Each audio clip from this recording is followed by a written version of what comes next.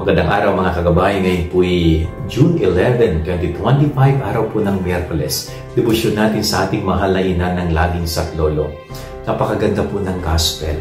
Muling ipinapaalala ng Panginoon na siya ay pumarito upang bigyang buhay ang lahat ng mga itinuro sa atin, ang lahat ng mga batas na ipinaalala sa atin. Ang isang batas kahit gaano kaganda yan, kung hindi naman naiisa buhay, ay walang kwenta yan. At yan po ang misyon ng pagparito ng Panginoon. Bigyang buhay at katuparan ang bawat batas na ibinigay sa atin.